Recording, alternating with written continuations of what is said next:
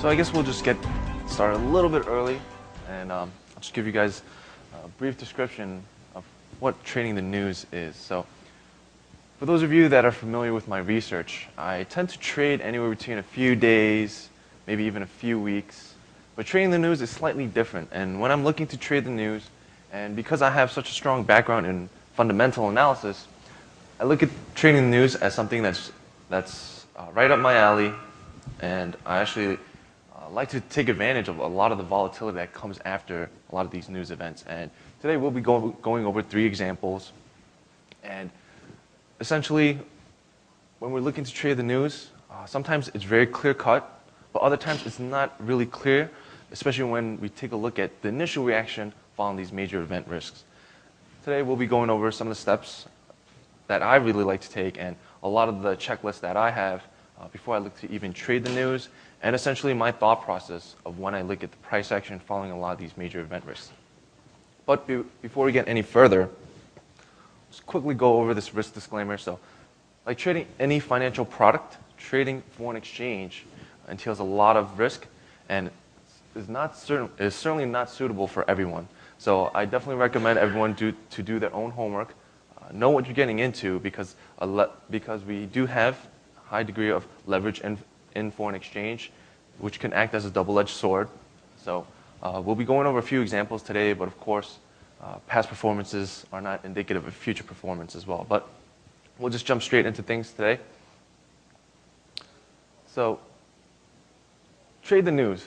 So basically, what moves the currency market? And these are sort of the 2 areas that I like to focus on when I'm looking to trade the news is economic developments, which entails growth rate, private sector consumption, unemployment, as well as inflation, while on the other hand, we have monetary and fiscal policy, which basically revolves on interest rate decisions, central bank rhetoric, economic forecasts from policymakers, as well as public finances. So these are 2 areas that I really like to focus on. They tend to have the greatest impact on the currency market as a whole. So, what is my checklist for trading the news? So essentially, when we're looking at a lot of these event risks, and I'm sure for those of you that have checked out the daily FX economic calendar, on a week-by-week basis, from the major industrialized countries, we have anywhere between 100 to 160 event risks. And when we take a look at that list, sometimes it might be overburdening, and at times we might not even know which ones we should be focused on. So in essence, the first step that we should be taking is choosing the event that produces the volatility, as well as we want to track the market expectations. And in terms of that, we want to know what are the numbers that the markets are looking for. So are they looking for a higher rate of inflation? Are we looking for a lower rate of growth? And we want to track that so we know initially what to expect from the market. At the same time, we want to focus on specific currency pairs that tend to show the best reaction to a lot of these economic event risks. At the same time, we want to identify medium and short-term trends, and as well as picking reasonable targets and stops. So, choosing the event risk. So our first example here is going to be on the June non-farm payrolls report. Of course, we see it up there, and in order to assist our clients, our daily FX calendar has its importance. But even though we have this, we have 2 that are rated as high. First being the actual non-farm payrolls report, or the non-farm payrolls reading, and the second one being the U.S. unemployment rate. So between these 2, we're still set with the decision of which one do we choose. And in essence, the one that we should be looking at is essentially the headline reading, which is the change in U.S. non-farm payroll. So given that we already saw this June reading, and we did see that missed market expectations by quite a big of a margin, we'll see what happens essentially as we do see the data cross the wires. But before we get any further, again, we want to track market expectations. And what I mean by that is we want to know how the data has performed over the last few months. So, taking a look at the month prior, we see non-farm payrolls disappointed also in the month of May, coming in at 54K amid expectations for 165K. But just before that, we actually see top expectations coming in at 244K for the month of April, topping forecast for 185K print. So what does this suggest? We saw the May report missed expectations by a pretty big margin, but we see the June one was even worse. So what does this data suggest, and what is sort of the trend that we're seeing with this non-farm payrolls reading? That ultimately unemployment, or actually employment is getting pretty bad. And the situation that we're seeing here is sort of a downward trend in labor growth. So now that we know that we're expecting to see a lot of, or that we have seen a lot of dismal readings coming out of the non-farm payrolls, we want to choose the pair that fits the trade. And we also want to look at the relative price action. Basically, we want to know, is this pair in a trending or range-bound market? At the same time, we want to look at the intraday swings and highs just ahead of the release. So choosing the pair that fits the trade. So we want to pick the pair that tends to have the highest liquidity. The reason why is because when we do see a lot of these news events cross the wires, we see a big pickup in volatility. Sometimes, especially when it's on Fridays, we see market participation start to tail off, and in turn, we see higher spreads. So it basically raises the cost for us to trade this event. And not only that, we want to pick the pair that has the best available spread because, again, we're here to try to make a profitable trade. So in essence, we want to have the lowest cost possible associated with our trading strategy here. At the same time, we also want to pick a pair that's not trading at an extreme level. And for those of you that have been following me for a lot of my event risks or some of my webinars, although we do see a good reaction, especially when we're taking a look at US data, we do see the Japanese yen, or the dollar yen actually, show a good reaction, but I haven't traded the dollar yen for quite some time. The reasoning why is because we see it at such extreme levels, essentially at record lows. So I look at other pairs that we could potentially trade off this event. So what pair do I choose? I choose the euro dollar. So for euro dollar in 2011, for the first half of the year, we see the euro dollar in this upward trending channel. And we just want to identify pretty much what has been going on with the euro dollar before we come up to this event. So we see that upward trend, which got broken around that May period. And now we see the euro dollar sort of in this consolidation pattern, this downward trend line that we have up on top. But we do see some support, or we do see a floor right around that 140 level. So knowing this, we do see that essentially the euro dollar is really just moving sideways. So giving us expectations that if we do get a good print, it could move in either direction, and it gives us room to the upside as well as to the downside. So beyond that, now that we have sort of the medium-term picture for the euro dollar, we want to look at what happened to the euro dollar just before the release. So non-farm payrolls tends to come out, or pretty much always comes out on a Friday. Based on that, I took the price action from July 3rd to July 7th, so from Sunday pretty much all the way through Thursday. And here we see with the euro dollar, it's pretty in a good, this clean downward trending channel here. So we first drew this top line here, confirming that downward trend, and then we just made a copy showing that it's relatively within a good stable channel here. So based on the analysis that we get from the weekly price action, we pretty much know that the US dollar was strengthening ahead of this release. Not only that, we saw the US dollar rebound from a weekly, or we saw the euro dollar rebound from a weekly low of 142.20 just ahead of Friday. But at the same time, we're seeing the euro dollar holding that downward trending channel. So in essence, what does this mean for us? So going back to this chart here, essentially, depending on the data, we could either see a breakout or we're going to see a continuation of this trend here. So getting on with the presentation and getting back to our checklist here, first off, we want to know whether is the news going to be bullish or bearish for the US dollar. Not only that, we want to ask ourselves, or what we really want to do is wait for this news as we really assess whether this news is bullish or bearish for the US dollar. And we want to wait for this news to feed through, and we want to wait for a real reaction.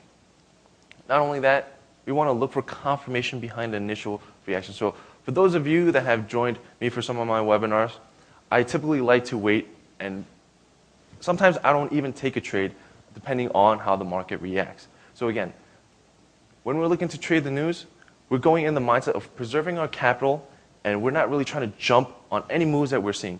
We want to be very patient. We want to wait because there's a lot of volatility immediately following, especially some of these major event risks. And we want to make sure that we'll be on the right side of the market before we even take a trade. Beyond this, we want to ask ourselves, is the event tradable at all? So again, we want to weigh the risk versus rewards. In essence, if we do see spreads winding so high where it's anywhere between maybe even 10 to 15 pip spreads, do we really want to take that additional risk because of the spread? That's just an added cost. So are spreads good enough that we actually want to take a trade? Is the cost beneficial enough that it's going to help us to produce some good pips? Beyond that, we also want to identify some appropriate stops and limits when we're looking to initiate a trade. So we'll go over the basic strategy that I like to use, and it's pretty much across the board for us here at Daily FX, but this is the basic strategy that we like to use here. And essentially, we start off with the trade, or if we're looking to trade this event, we initiate a trade with 2 lots. And again, these 2 lots are relatively small positions, and we do this because we're trying to anticipate a move. We want to get in that, and at the same time, we want to be able to lock in some profits. And at the same time, we want to let it run if the market reaction continues to gather pace throughout the day. So we initiate a trade with 2 lots, and essentially we want to place the initial stop for both lots at essentially right after or right as we enter the trade. And this strategy will become more clear as I go over my examples, but essentially I just want to go over this so we have a clear understanding of why or what we're doing when we're looking at the relative price action. So after we place both of the stops on our initial position, we want to set the target for the first lot, but at the same time, we want to have an open objective for the second one. So again, here's that mentality where we want to get what we can, but at the same time, we want to have a leeway so that if we do see the market reaction continue to gather pace, or if it even accelerates, we want to be able to also grab that as well. Next step is we want to move the stop on the second lot when the first trade reaches its mark.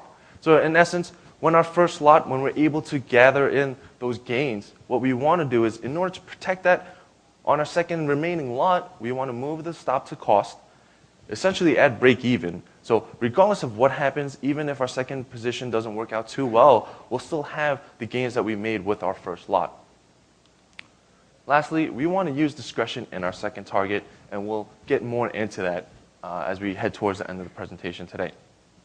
But again, coming back to that non-farm payrolls example for the month of June, we had a print of 18K, and essentially all we know is that it's very disappointing. But again, this is a very clear example where we do see a very bad data coming out for the US dollar. But what do I use when I look at some of these event risks is I like to use a scale of divergence. And this is something I do personally, and I like to put a 50% scale of divergence to the upside as well as to the downside.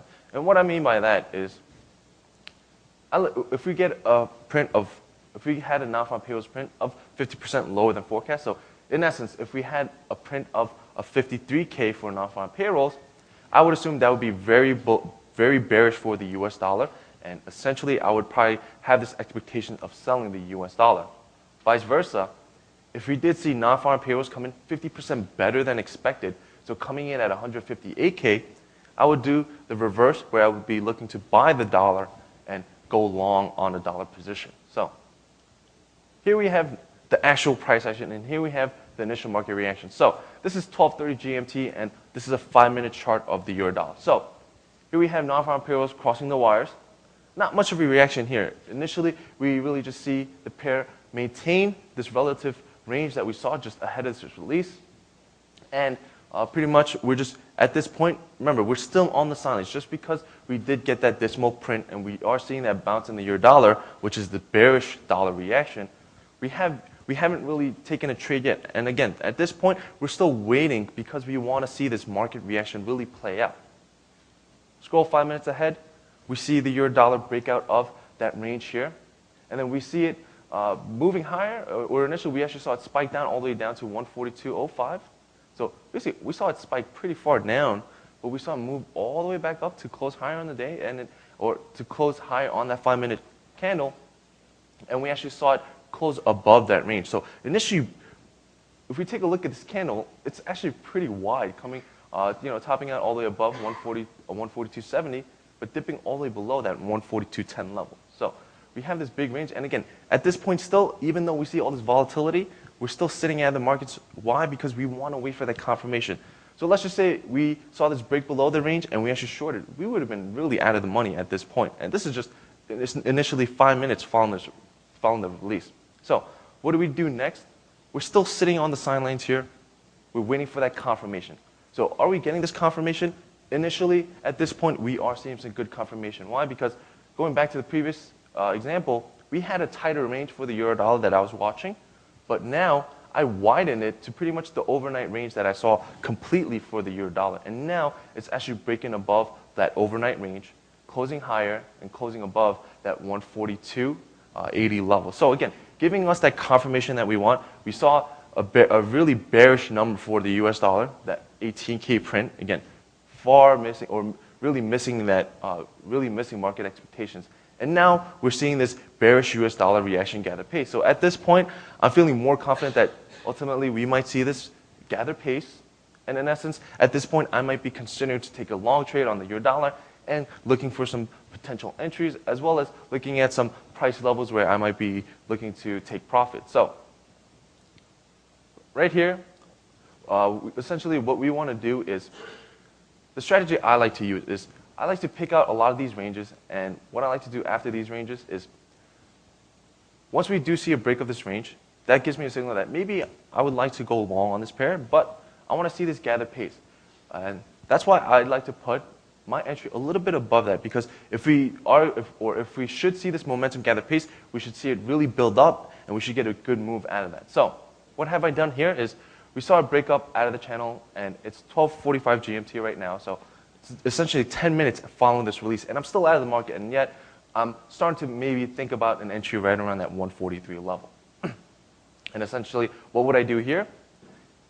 Since I picked out my entry, I'm looking for a place to protect myself, and I'm looking at that range that we had overnight as a potential stop for myself. So, in essence, we would have a 26 pip range between our entry and the stop, and what would I do for my limit? Just have that equal to our risk. So I would look for another 26 pips to the upside here. So this is how my trade would look like here. So by 12:45 GMT, I had my entry at 143. We saw a trigger. So at this point, I am long. And we have our stop again here at 142.74 with our limit at 143.26. But what do we see here? Essentially, right after our entry got triggered, we actually hit our first limit here. So in essence, our first position would have got closed out. We would have been able to gain that 26 pips, and we would have been able to lock in our profits. But remember, at this point here, our second lot is still open. We did not place a target for our second position. So we were able to pick up those 26 pips, but our second position is still open. So going on with this basic strategy that I laid out before, at this point, we want to move up our stop. The initial stop that was at 142.74, back up to cost at 143, initially protecting our gain. So this happened 5 minutes following, so 12:50 GMT, and right now we're able to close our position, pick up those gains for that first position, and now we're just holding on to the second one, where regardless of what happens, we were able to take the gains on the first position. So let's fast forward here, 2 hours later, 14:50 GMT. What essentially happens? We see the euro dollar, it actually topped out just right around that 143.40 level, and by the end of the 2-hour session, our second position got stopped out. So in essence, we were able to pick up those gains. While we did take a chance of trying to pick up some more gains, we were actually able to protect that first profit that we were able to make, and we were still able to come out of this trade with 26 pips. So we'll take a look at what happened for non-farm payrolls for the month of July. And we actually saw a better than expected print. So again, we saw that declining trend where we saw non-farm payrolls miss market expectations, but now we're seeing non-farm payrolls come out better than expected. And again, when we take a look at our scale of divergence, again, 50% lower, we would have looked for a 43 print, but we saw a better than expected print, not all the way there at 128K, but still, it was fairly positive. So what we get from this data is we would look for a bullish US dollar reaction in essence of the positive development here. But taking a look at the price action here. So again, getting back to that 12:30 GMT time frame, we see non-farm payrolls release come out, and what we actually see is we saw the euro dollar rallying even ahead before the data came out.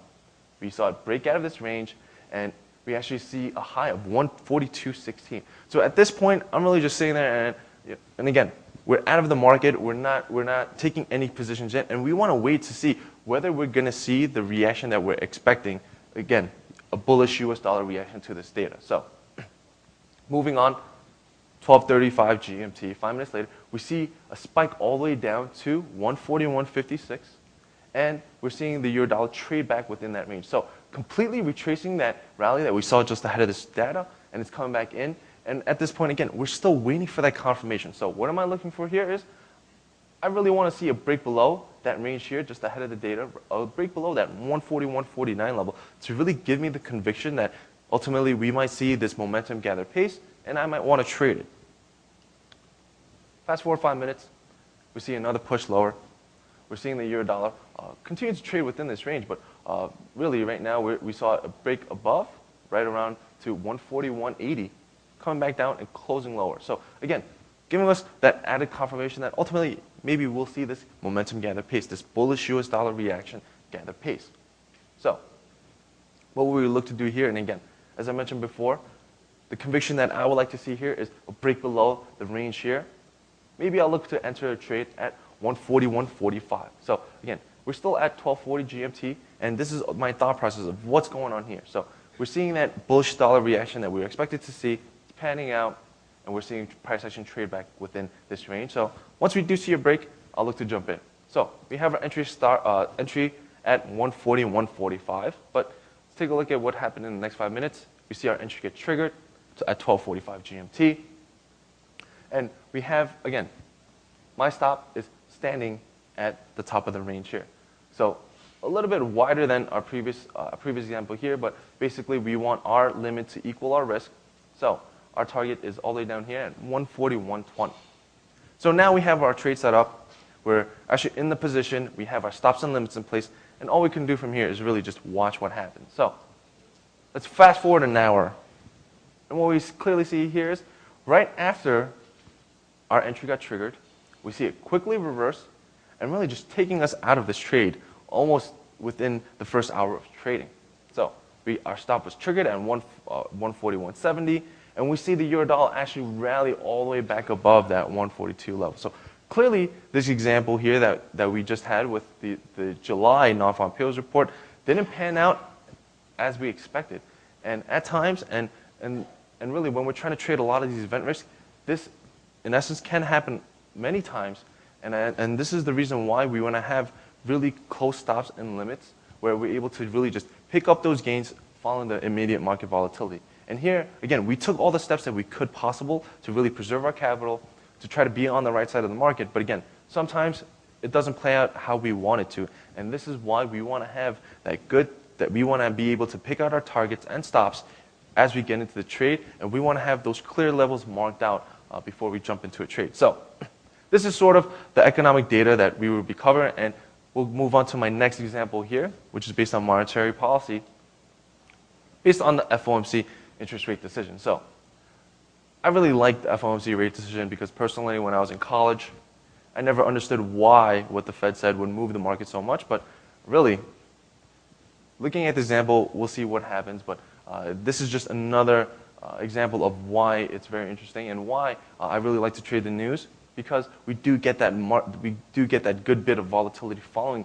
these major event risks. So in essence, this is slightly different. Why? Because unlike the non-farm payrolls report where we're actually waiting for a number print or a print, essentially we were waiting for the Fed to really just hold the benchmark interest rate steady at 0.25%, which came across and was in line with expectations. So what can we really look for in the FOMC interest rate decision? So no real scale of divergence here with the FOMC interest rate decision. Why? Because we already expect the Fed to keep the benchmark interest rate steady. At the same time, we want to focus on the policy statement because we don't have that scale of divergence here with the FOMC interest rate decision. Beyond that, we want to really just weigh the economic assessment from the central bank. Because we don't get a shift in the actual benchmark interest rate, we want to look at what they have to say, what they have to tell us, and based on their assessment of the economy, we want to have our own projection, and we want to take that and make our own assessment of what we should expect from the Fed going forward.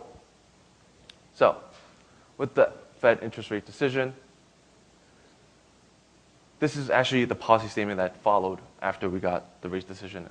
And basically, the Fed said that growth and inflation was slowing, At the same time, they actually said that they'll maintain the zero interest rate policy until the middle of 2013. And beyond that, they said that they'll use policy tools as appropriate to stimulate the economy. So taking a look at this, they're saying that growth and inflation will slow.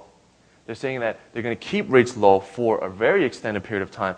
And at the same time, they're saying that they might actually introduce additional measures to support the economy. So in essence, what does this mean? It's fairly bearish for the US dollar. So taking a look at what's happening here with the FOMC interest rate decision, and for those of you that were actually watch this, they actually delayed the interest rate decision. So at 18:15 GMT, we really didn't see much of a reaction at all. Nothing happened at that point. And again, there was no reaction because we saw a delayed policy statement, but immediately following that, and once we did see the policy minute cross the wires at 18:20 GMT, this bearish reaction that we were expected to see from the FOMC, we saw that the euro dollar spiked all the way up to 143.13, really just breaking out of that range here just ahead of the data, but closing right below at 142.91. So in essence, again, we're seeing that conviction that, yes, we were waiting for this bearish US dollar reaction, and that's what we're seeing. We're seeing the euro dollar pop higher. But taking a look at the next 5-minute candle, we see momentum really tail off, and then we see even a bigger violent spike. So we see it spike all the way back down in this range, coming all the way back up here to just close a little bit above this range that we have here. So we see it rebound from 142.08 to close at 142.62. So getting pretty violent here. And again, at this point, we're not looking to jump in any trades, and we're still waiting for that confirmation to jump in a trade, or rather than that, really just waiting for that conviction whether we want to even trade this event risk or not. So fast forward to the next 5 minutes. All of a sudden, after seeing these two big spikes, price action really just tapers off, and we see volatility slow, euro dollar starting to consolidate, and really we see the euro dollar holding within a 30 pip range. And at this point, we're kind of asking ourselves, like, is this even worth trading? And this is kind of what's going through my head, is because we see this big move, and all of a sudden things are not moving at all. So I'm waiting to see whether can we even expect even more volatility from this pair, or are we just going to see it really just continue to taper off? So again, at this point, we're still waiting and watching to see how market participants are reacting and whether we'll see this momentum gather pace. Let's fast forward half an hour. And what we saw here is, here we had the interest rate decision where nothing happened. We saw that big spike, and then we saw that big spike down. And again, not much going on, but at this point, we see it just steadily coming down within the lower bounds of this range. So as it trades back within this range, this is where I'm getting very interested in. Maybe we still have a chance to trade this event. And remember, this is approximately 45 minutes after we saw the interest rate decision, but yet we still see some movements here. And again, I'm still watching the pair. So what I'm really expecting to see here is, are we going to see a break below this? Essentially, just because it breaks below doesn't mean that I'm going to trade it. Why? Because, again, we were looking for a bearish US dollar reaction, but we're seeing the US dollar actually recoup those losses following the FOMC interest rate decision. So at this point, and especially when I see this here, I'm just looking at giving up. I'm looking at maybe I should go look to trade something else. But let's move on to 1905. What do we see here is, following that correction, we see another big spike to the upside. So at this point, I'm getting very interested again.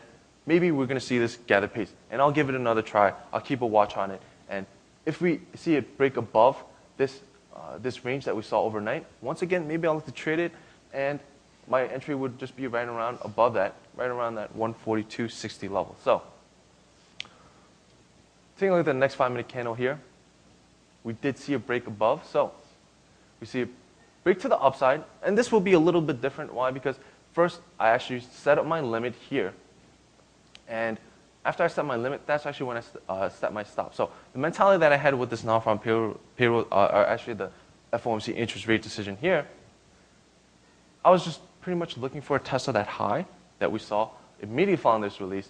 And after jumping in right around that 142.60 level, looking for a test of that high right around 142.90. So looking for that 30 pip gain right there. So I put my stop according to that, 30 pips to the downside. So we'll see how this trade pans out. And again, remember, it's 19:10 GMT right now, so it's nearly almost an hour after we got the release, but now I'm starting to look to trade this event here.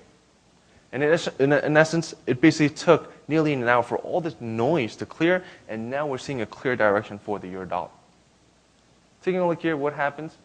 We see the euro dollar actually rallied to 143, exceeding our stop, or exceeding our limit, and now we move our stop to cost for our second position again. So our second target remains open, and because we just went in 30 pips, we were able to pick that up. Maybe I'll look for another 30 pips to the upside from where we are right now. So even if we did pick a 30 pip limit, taking a look at the euro dollar by the end of the day, what happens here? We see the euro dollar really continue to push higher, closing all the way up at 143.77. So in essence, if we did, or if we did just took, or if we were looking for another 30 pips with our second target or our second position, we would have well picked that up. And not only that, we would have gone well beyond that as the exchange rate closed at 143.77. So in essence, for me, I'll be more than happy to pick up that second 30 pip gain, totaling a 60 pips worth of gains from this non-farm payrolls report. But again, we don't want to look at this and get greedy. Again, we did see it close much higher, but again, when we're trading these major event risks, we want to go into these event risks with the mentality that we're really looking to preserve our money, and we want to just be able to pick up a good amount of gains where we'll be really satisfied, and we really don't want to look at this back in retrospect and be like, man, maybe I should have taken more risk and looked to play it to the upside, because when we're in the moment, we really don't know that it's going to close all the way up there. And again, that's why we want to have our clear stops, and we want to have clear limits. And in essence, for those of you that have joined me anytime for a lot of my webinars on trading the news, I set my stops and limits immediately once I figure out where I want to get in. And that's only after I get the conviction that ultimately I want to take this trade. So actually for my last 4 webinars that I held, I actually didn't take a trade. I went in there with the expectation that I want to try to trade this, but unless the market conditions really pan out and it favors my view on what I expect to see, I'll just look to sit out. And again, we want to take the appropriate steps where we're really just, we want to get on the right side of the market. We're not looking to just jump in and really just quickly react to the market reaction. But again, we want to be able to preserve our capital, and we want to be able to get on the right side of the market. So, in conclusion, what are we looking for again? We want to trade based on the outcome here. So, every time I hold these webinars, I get a lot of questions. So, because we're expecting to see a bad non-farm payrolls report, or because it's lower from the last month, can we already assume that it's going to be very bearish for the US dollar? And should we go long the euro dollar right now? My answer is no. Because, again, there's always going to be that divergence. More times than not, these event risks don't come in line with expectations, except for when it's major event risks such as the FOMC interest rate decision. But when it's an event risk such as non-farm payrolls, more times than not, it does not come in line with expectations, and that's why we don't want to take a position, and I really would not advocate that at any time, taking a position just based on the forecast number. In essence, what we want to do is we want to wait for that number to come through the wires, and we want to make our own assessment as whether or not the data is positive or negative, or bullish or bearish for the exchange rate. Not only that, we want to look for the initial reaction. So again, throughout all the 3 examples here, I waited, and again, people ask me, David, how long should I wait? And I would say that really depends on the reaction itself. So sometimes we don't see an immediate reaction, and we're really just waiting with that FOMC interest rate decision. We actually waited for almost an hour before we took on a trade. But with the non-farm payrolls release, it was a little bit more clear, and we had a better initial reaction where we were actually able to take a trade 10 to 15 minutes within or following the data itself. So it's very important to wait and watch for the initial reaction, because we want to see, is the initial reaction move in with our expectations, and do we expect it to gather pace? And that brings us to number 3, which is wait for the follow through. Because when we do see a lot of these event risks cross the wires, there's a lot of volatility, as we just saw with the examples here. And sometimes it's very tempting, and I would say when I'm sitting in front of my computer and I'm watching these event risks, my finger gets very itchy, and when I see a big, let's say 50 pip spike to the upside, of course, my intuition is, let's go long right now. But no. As we saw clearly with a lot of the examples, sometimes it doesn't work like that. Sometimes if we did take that trade, we would end up with a big loss, and we would have been floating that loss for some time. So this is why, again, preserving our capital, we want to wait. And waiting is key here. We want to be very prudent, and we want to really just wait for it until we get that confirmation that, you know what, this is kind of too good to pass up, so let me try it out. Beyond that, we want to initiate our trade with 2 lots again here. And again, the reason why we want to do it with 2 lots is because, of course, counting argument is we might take double the losses. But again, what is the upside there? We're able to pick up the first gains, and not only that, we're leaving the door open to pick up additional gains if we do see that initial reaction gather momentum. Beyond that, we want to set reasonable limits and stops. So people ask me, David, why don't we look for a 100-pip move? Or, typically they say, oh, non-farm payrolls can move the market anywhere between 100 pips. So why aren't we looking for those profits? Because again, we want to just pick up that short-term volatility. We really don't know how long these market reactions are going to last. We don't know how much it's going to move. So in essence, we want to pick it. So what is my strategy here? Anything that's comfortable for me is maybe 20, 30, even 40 pips. Why? Because if we do see, or as market participants typically say that, non-farm payrolls causes a big reaction, we don't necessarily need to catch all of that, and that's why we have that second lot there, because if we do see an extended move, we're able to catch it anyway. So we'll wrap it up here. Someone's going to be in here soon. So again, I'll be at the booth in just a few minutes, so for any of you that have any more questions, please feel free to stop by.